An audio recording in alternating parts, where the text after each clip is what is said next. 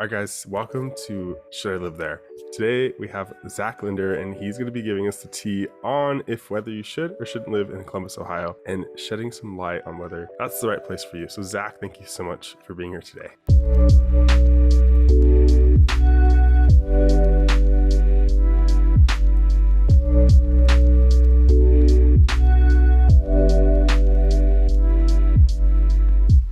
Thank you for having me, Brian. I appreciate that. Awesome, thank you. And so how long have you lived in the Columbus, Ohio area? Yeah, so actually I moved here about 10 years ago. I'm originally from Orlando, Florida, so it's very different than Ohio. Been here about, like I said, 10 years. I first started out in central Ohio, kind of like in the Dublin area. I've moved recently to more the peripheral, kind of out in the country, a place called Lancaster. It's just like a suburb off the side of Columbus. But everybody, if you didn't live here, you just consider it all, Columbus, Ohio. Okay. Awesome. So you have you've lived in a couple different places, which is fantastic. It's an interesting move going from Florida to Ohio, I'm sure, right? Oh, huge transition. Before I was 20 years old, I actually never had, really experienced snow in my life. And when I first came to Ohio, it was actually during like the polar vortex, like one of the biggest winter storms they had in the last 10 years.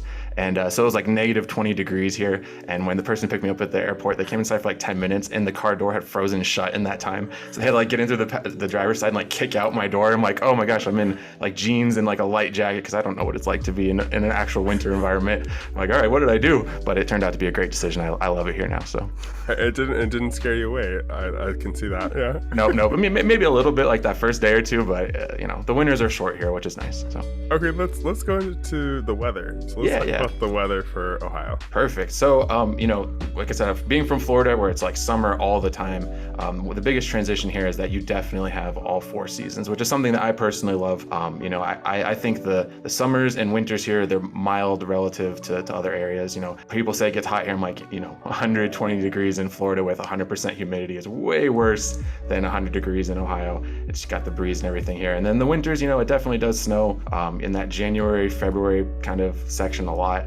We have a lot of people here called snowbirds. I don't know if you've heard that term before, but they'll go to places like Florida or Georgia or something like that for that January, February, March months just to kind of get out of the bad part of the season. But other than that, the weather's here, it's beautiful. And my personal favorite season is like fall harvest season. We definitely don't have that in Florida, and the rains aren't bad during that time, and there's so many like local festivals that happen because the temperature is like right around that 50-60 degree point where it's like a light jacket, everybody wants to be outside, have a little bonfire or something like that. And I really enjoy that like August to November-ish, December, Christmas time type of deal. Yeah, no, that sounds like a great time. You said that's like a harvest kind of, what were you saying? A harvest? Yeah, so farming is really big around here. Not obviously not in the city, but all the areas around it. Ohio's like the lead producer of corn and some other staple products. That's probably not that interesting to you, but I'm actually like, that's cool. Yeah. Yeah, so like during that time, I own a food truck outside this, and we do one show in a smaller town called Circleville. It's called the Circleville Pumpkin Show. And basically like all the local farmers come and they have this giant food festival where like all these vendors just make different like pumpkin based hot dogs and sandwiches and stuff like this, and it brings in like literally hundreds of thousands of people from the area, and you just have smaller festivals all like that all throughout the different parts of Columbus and central Ohio. And I think it's just a really cool, unique feature. We have all these rural communities kind of bringing their stuff, and then the city pouring the money back out to those communities, and it's a good symbiotic relationship, I think. So yeah. Okay, so let's go into things to do. So that seems like a really awesome thing to do, and that was in the fall time, you said? Correct. Yeah. So pumpkin show will usually happen in like the October type of area, but there's many type of activities like that. So festivals is one of the main things I love here in Ohio. And like I mentioned, since I own a food truck outside of this, I have the benefit of kind of being able to go and participate in the festivals rather than just attending them. And so, some of the big ones we love here is like in Dublin, they have the Dublin Irish Festival, which is like a long weekend where just, anything Irish related. They have like the old games they have in the old country. There are tons of different types of food. One that I really love is called the 2x2 Hip Hop Festival, where they have like, they take you to like usually an abandoned part of town. They buy the place basically basically, and you can like spray paint all the walls. They have hip hop music everywhere. It's tons of fun. You know, they have things like Beer Fest where, you know, you could just get tons of local breweries. We actually have like a brewery district here in Columbus where we homebrew like tons and tons of brands you've probably seen out there. And then one of the really big festivals that happens in Columbus is called the Arnold. I don't know if you're familiar with it. It's like a weightlifting competition. No, I'm not familiar. Well, they rent out like our convention center, and Arnold Schwarzenegger is the guy who put it together, and it literally brings in like hundreds of thousands of bodybuilders from all over the world for like 2 or 3 weeks to just compete every single year. And like a lot of locals just love to go watch, you know, people lift weights and do all that good stuff. So, but to kind of get out of the festival side of things, you know, what our town's really known for is kind of sports, and specifically the Ohio State University. That is a straight up cult here, and I love how you said that. You're like, you said it how it is. It's like some teams can be very cultish, like well, you know, I thought like being from Florida, you know, you have like the Seminoles and the Gators, and that's a big following down there. But I don't think people comprehend how important OSU is to specifically Columbus. Like everyone here on game days, like the city basically shuts down. And you know, you hear someone score a touchdown and like all the houses will just erupt. You can just hear it in the streets, and then it goes completely quiet again after that. It's kind of crazy how it works. But we also have a couple other big teams here, like the Blue Jackets for hockey. You know, we have the Columbus Crew if you're into the soccer stuff. They've actually been performing really well. They have a new stadium coming out next year, I believe. And then we also have a couple like minor league teams like the Clippers and things like that. So there's definitely there's a whole arena district to Columbus. So they really try to separate the city into different districts so you can kind of focus on whatever you want to do there. But kind of getting outside of like sports and festivals, you know, just looking at local attractions. One of my favorite places to go is called COSI. It's like the Science Center. I actually just got married there like 2 months ago. Congrats. Yeah, I know, it's crazy. Most people don't expect you to get married at a Science Center, but yeah, you know, in high school people would do dances at like the Science Center where we live and stuff. They'll do events there, so exactly. I can totally see you doing a cool event there. So that's awesome. Yeah, no, and this one is a huge type of facility right in the center of town, and they have like the nice skyline in the background behind them there. But places like COSI, we have like our own casino, like the Hollywood Casino here. And then what's really cool is they have two, like, you know, you'd probably call it a mall, but I think these are different than malls. So we have something called like the Easton Town Center and Polaris Place. And like the mall is the core of them, but these are really like giant outside communities that have, you know, tons of movie theaters, restaurants, activities, and then they do have the inside mall aspect. But really, this is like several mile stretches of commercial area that's basically a concentrated effort to bring in things like, you know, big top golf areas and unique attractions, things like that. So really, Columbus, what I liked about it is it has a little bit of everything. You know, if you like outdoor activities, plenty of stuff to do there. You like inside stuff, plenty of stuff to do there.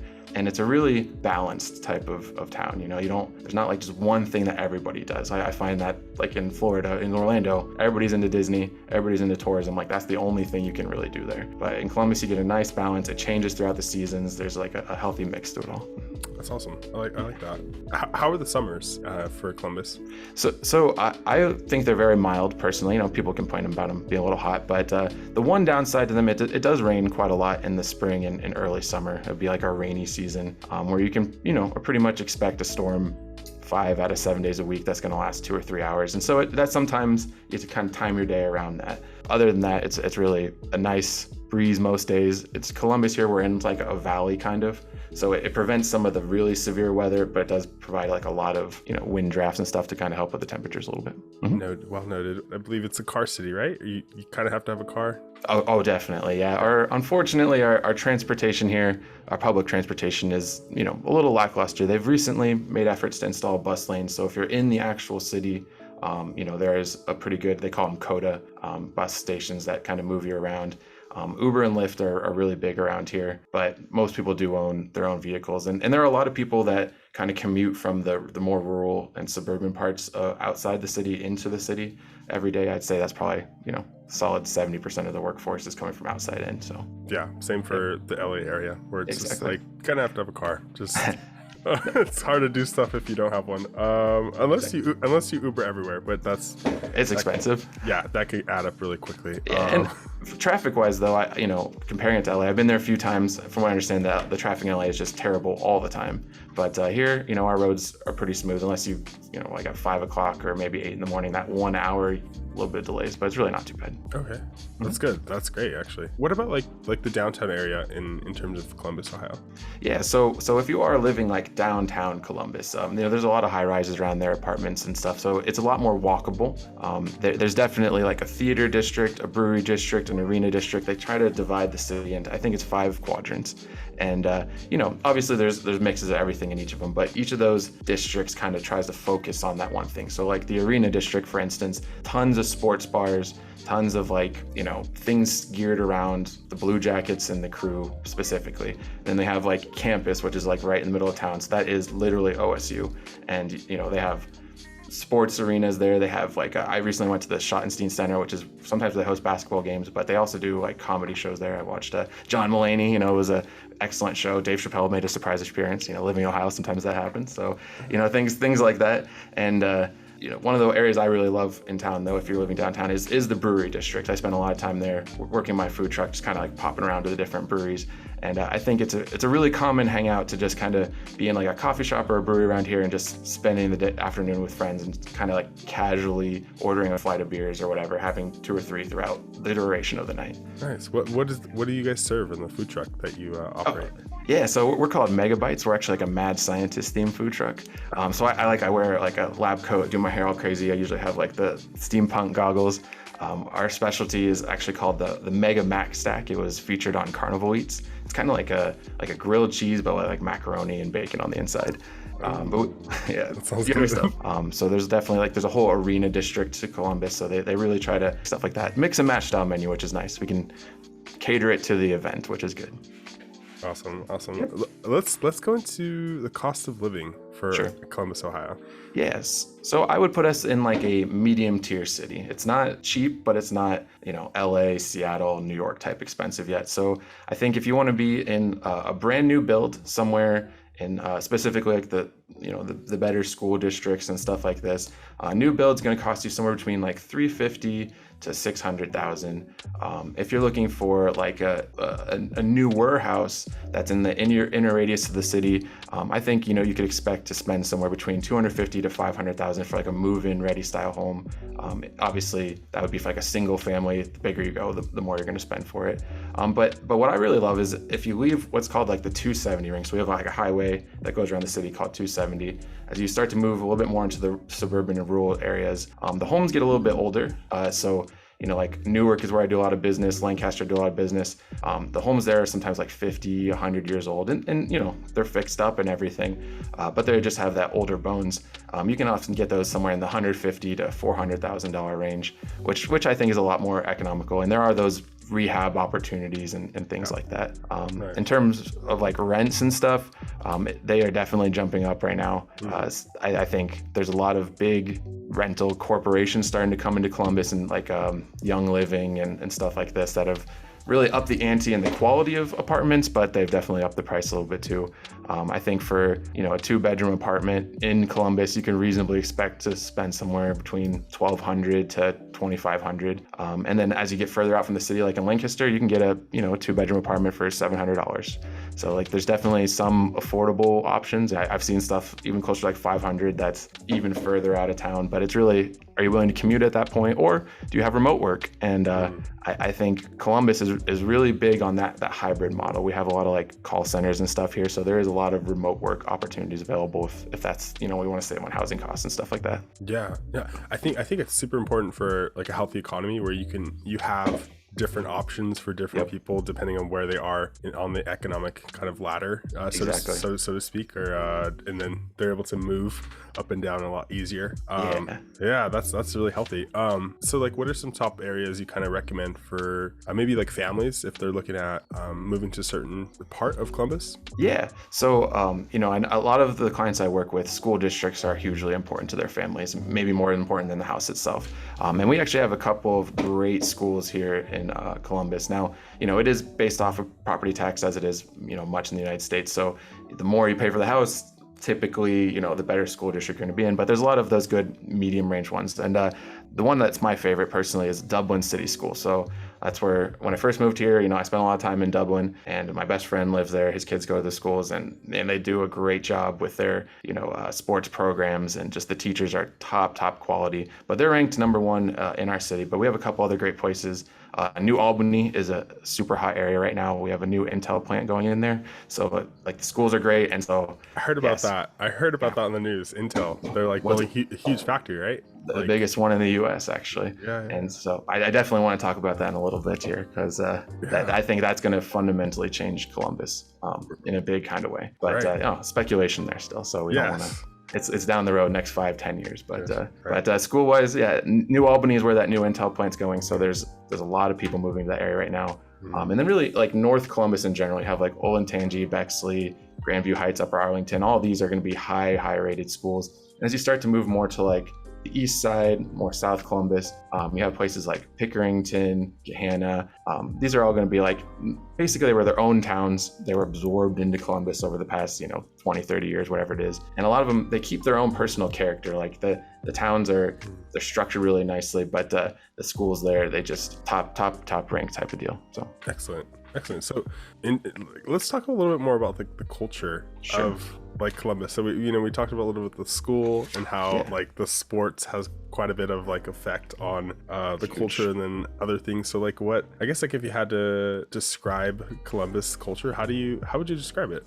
So I would say that I would describe it as a test market. So when I first came here, I worked for Safe White Auto Glass, and I was really involved with a lot of different like insurance companies and the local corporations and stuff like that. And one of the things like all the people, like the VPs used to tell me and stuff was like, we love Columbus because the populations are so diverse here, right? We have like a nice healthy mix of everything. You can go to one area, tons of people from, like literally from Somalia, or like a huge Indian population, or a lot of people from like the country. And so, places like Wendy's and Nationwide and places like this, they use us as like a test market. So you get like new foods and stuff like that all the time. But I think personally that's cool, because it creates like a nice balanced mix of everything, kind of like I mentioned before. You don't have like one type of thing dominating anything. It's like everybody's here, everybody's having a good time. But what we are centered around is OSU. Like that is the one thing everybody loves. And something kind of like to piggyback off that, like, have you ever heard of a state that has like its own chant? Like just literally like a state. So if you shout OH, literally anyone from Ohio will shout back IO, no matter where you are in the country. Like, so like I'll be on a plane in Florida or on a cruise ship, and someone will be like, oh, I'm from the great state of Ohio, OH. And then like 30 people just in the crowd be like, IO. And like, I never heard another state do that before I moved here. And it's like a huge thing. So I feel like I've heard that when people say like, oh, I'm from Ohio, and people usually shout. Yep. I've heard them shout. Like I don't know what they're shouting. Yeah, OH, and then you respond IO. And that's just like everyone in Ohio does it. And they love Ohio. And like I think, so I mentioned that I saw the Dave Chappelle show the other day, and he made a great comment in it that I've been sharing with people. He said, because they'd say this to me too, is like when I say I moved from Florida, like, why did you leave Florida to come to Ohio? Yeah. And he said, why would you live in Ohio? And the answer is, why not? Right? Because like Ohio doesn't have anything super exciting, but that's kind of the point. Like it has so much potential, it has a little bit of everything, but nothing's overwhelming. You could just be your own person here. You could live your life. No one's gonna mess with you, and you can be prosperous. And I think that's like people are looking for that more neutral place to go. They don't want all the politicalization. They don't want all the crazy this and that. They just want a nice place where everybody mostly gets along, keeps to their business. And I think Columbus specifically does a great job about that.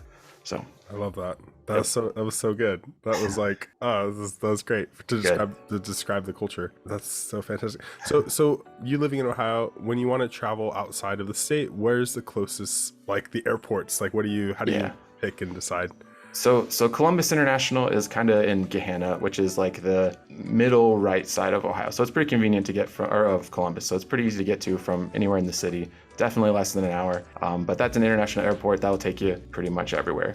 Now I like to fly to Florida a lot. So we have a couple like satellite airports. The one I enjoy going to is called Rickenbacker. Now this used to be like a tiny military base. It literally has 2 terminals, like three airlines fly out of there. But they do like a lot of, I guess they'd be like vacation flights. So they like leave on a Thursday, come back on a Monday, and you go to places like Florida or Las Vegas or Texas, basically like the leisure destinations, not necessarily business ones.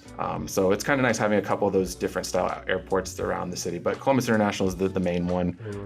But for like local domestic use, what was the name of the airport? Yeah, the one I go to is called Rickenbacker. Rickenbacker. Yeah, it's just like an old Air Force base basically that turned into a commercial one. Got it. Excellent. Yeah. The transportation at the international airport though is pretty nice, which I think is good. So like at Rickenbacker, you have to bring your own car. The like in the nearest rental place is like half a mile away. It's kind of inconvenient. But if you go to like Columbus International, they have like a Hertz and a couple rent or whatever is there, and then they have also like dedicated lanes for Uber, Lyft, and taxi drivers, which I think is nice. Well, I know a lot of airports kind of discourage that to kind of force you into the taxi side, but they have like dedicated Uber and Lyft lanes, which is nice. Yeah, we just got that in LA, maybe, or like there's like a parking lot designated kind of a spot, right? Maybe a couple of years ago now, and it's a lot more organized and just clean.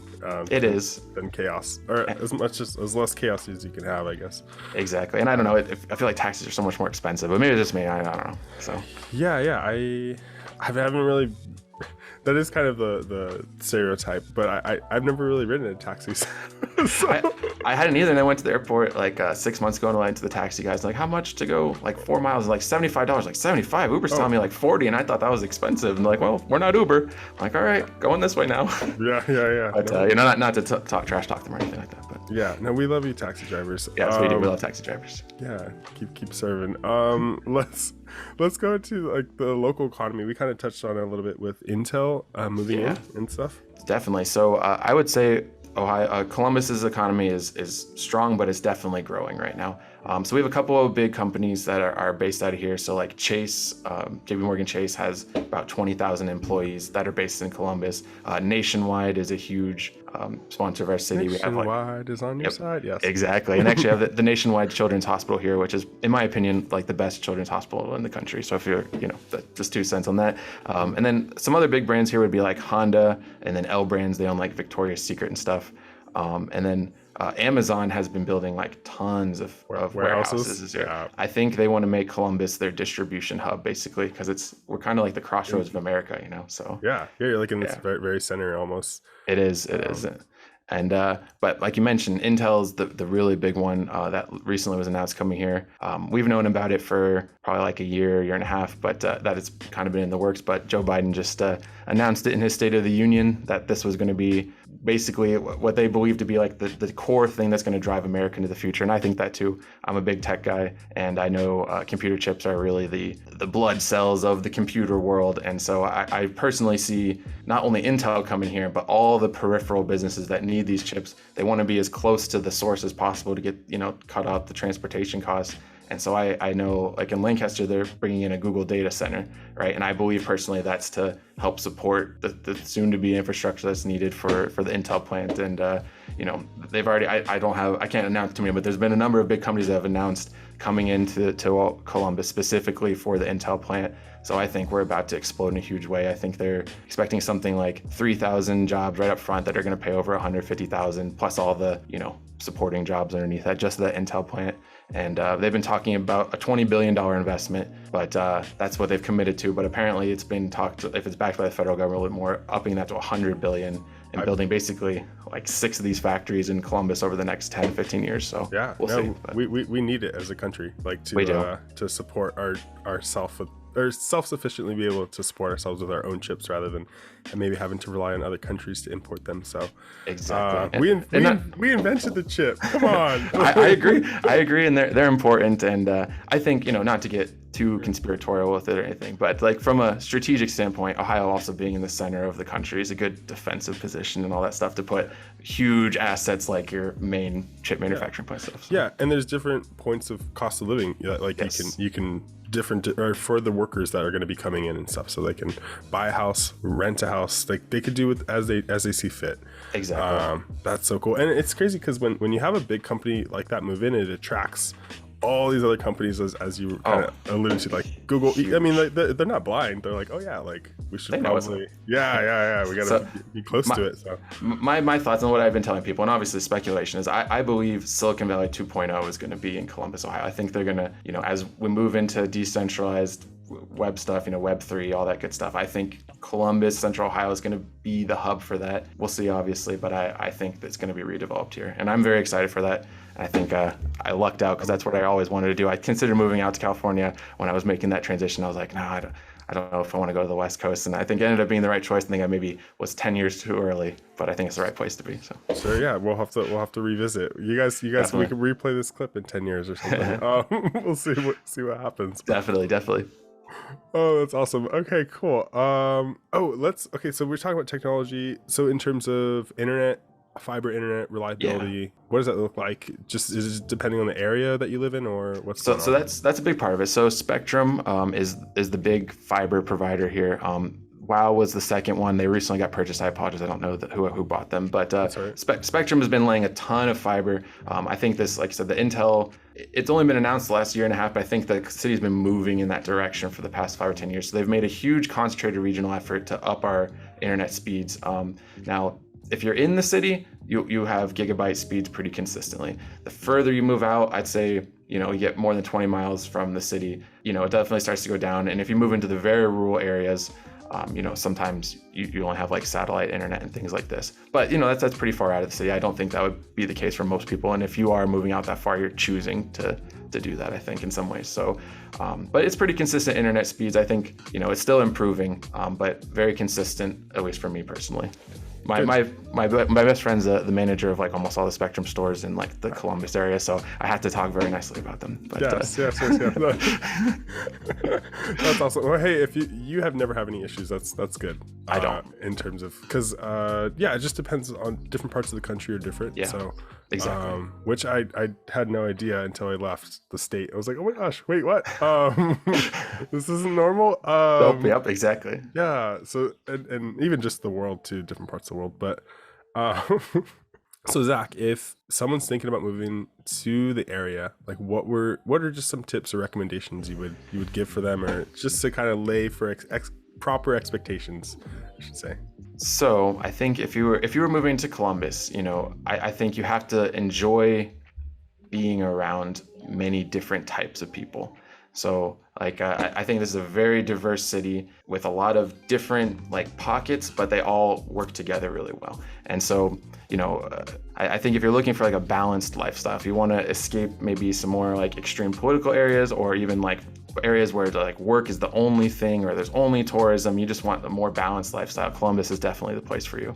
And I think you get all 4 seasons here, tons of festivals to enjoy, lots of good job opportunities, not only at the top end, but like also in the warehousing and the call centers to help you get your foot in that corporate so you can climb the ladder. And I have so many friends that skipped college or that went to college as well, and they started somewhere and they've progressed, kind of the old American dream where you can stick with one company for a period of time, or even if you want to jump, there's lots of opportunities here.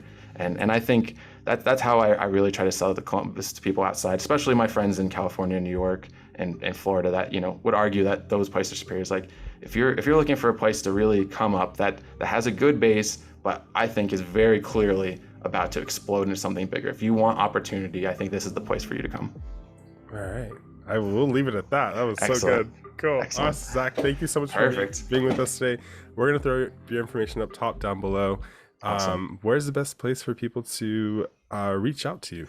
Yeah, so I think if you want to check out my website, zlinder.com, that's ZLINDER.com. And you can also call me at 614-440-5800. Texting's probably best. Or you can email me at zach.linder@cbrealty.com. Feel free to follow me on any of my social media pages, and I'd be happy to answer any questions you have. Awesome. All right. Till next time, guys. Thank you, Brian. Thank you. Have a good day.